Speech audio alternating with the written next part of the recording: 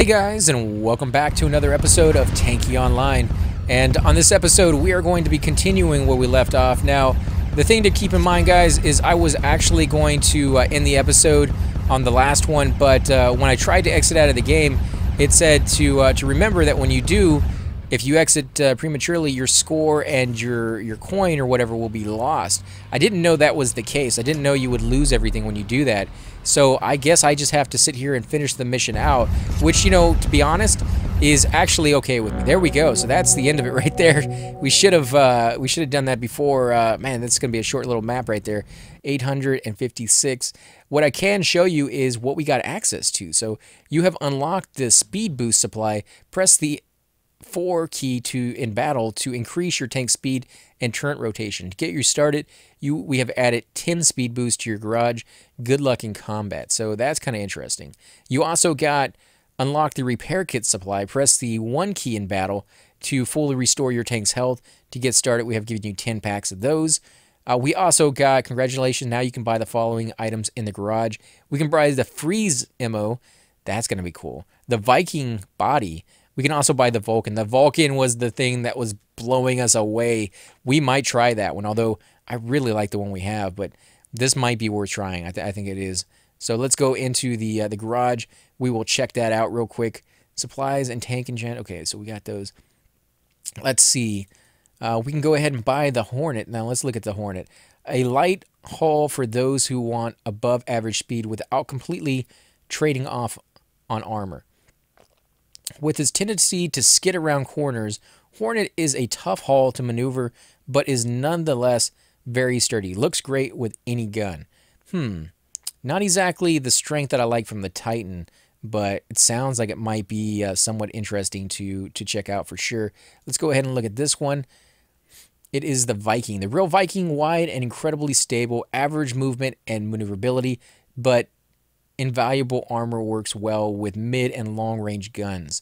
So I guess a little bit more protection. I don't know if it has as much protection as the Titan, but definitely kind of interesting. What is that? 128 versus 145. So yeah, not enough to negate what we have with the Viking.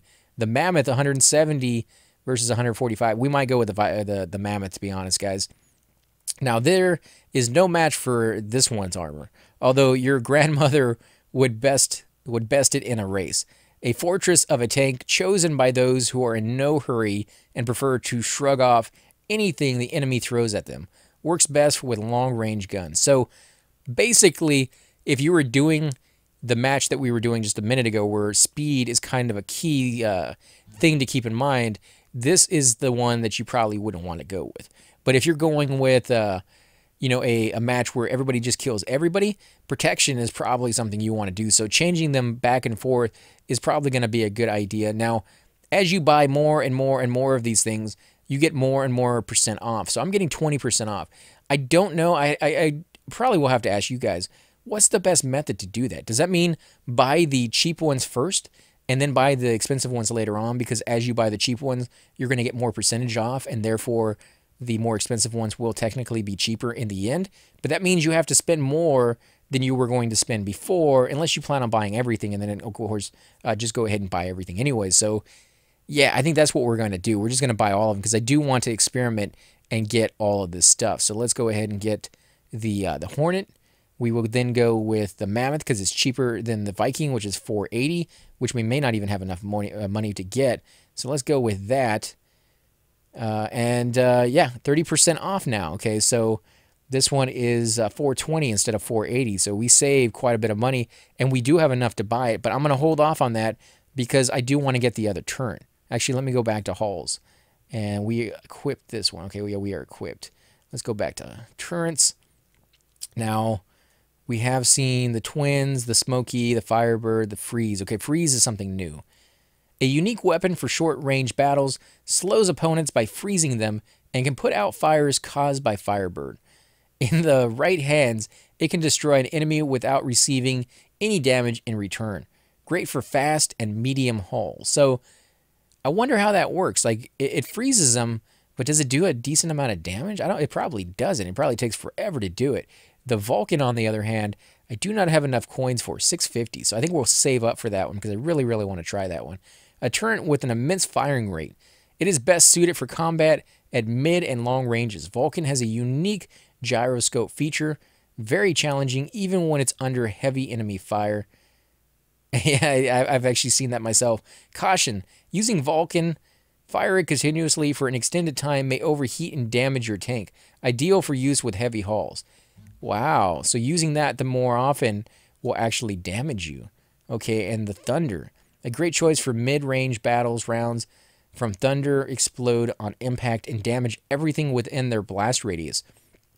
That's pretty good for when they're defending their base. If you hit one, you hit all of them. That would be nice.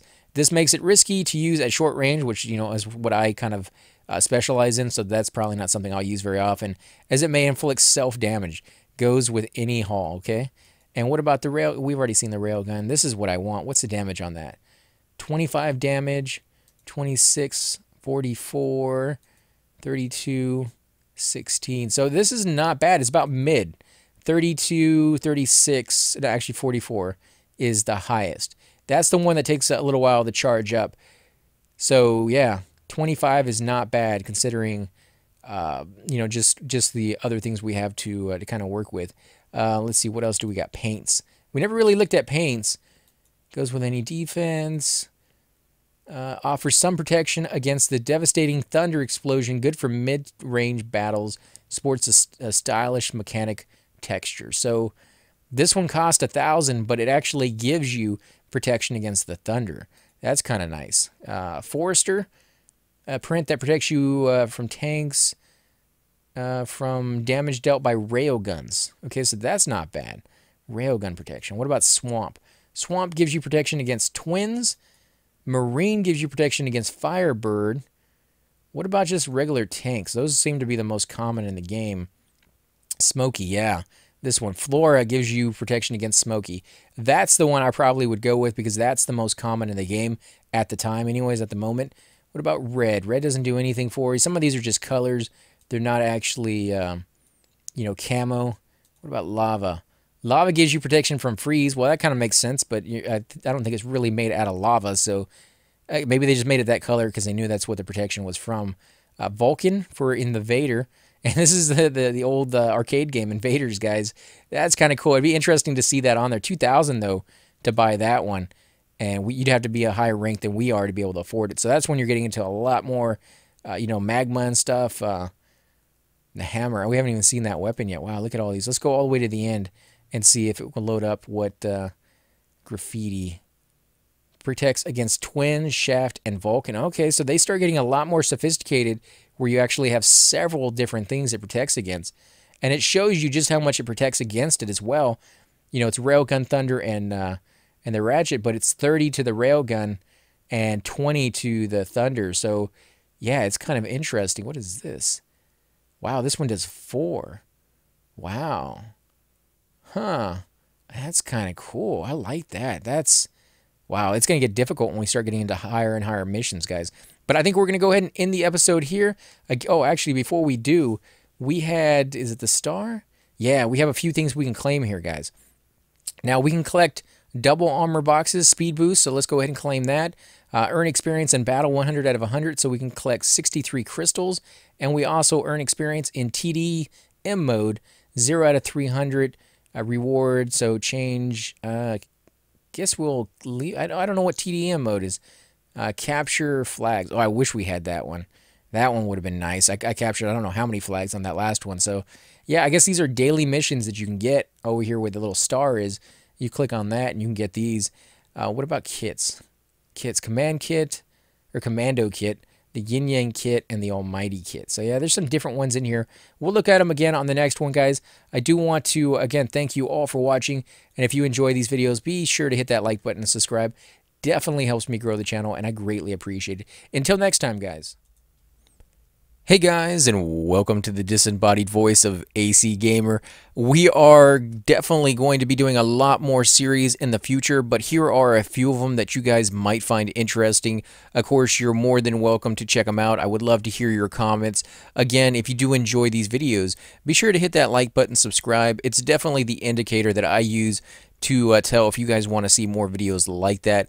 of that particular game style, of that series in the long run. So when you guys leave comments down, it helps me decide whether we should keep doing it, as well as whether you want to see games like that in the future. And here are a few of them right here. I kind of picked out a few of different genres. We will be doing spotlights for other YouTubers in the future. So if you want to get a little shout out, definitely let me know. If you group with me, chances are you will get a shout out in here eventually. But for now, these are just 4 series that I have that I feel like could use a little bit more attention, and that you guys might actually enjoy as well. Thanks again for watching, guys, and we will definitely catch you all next time.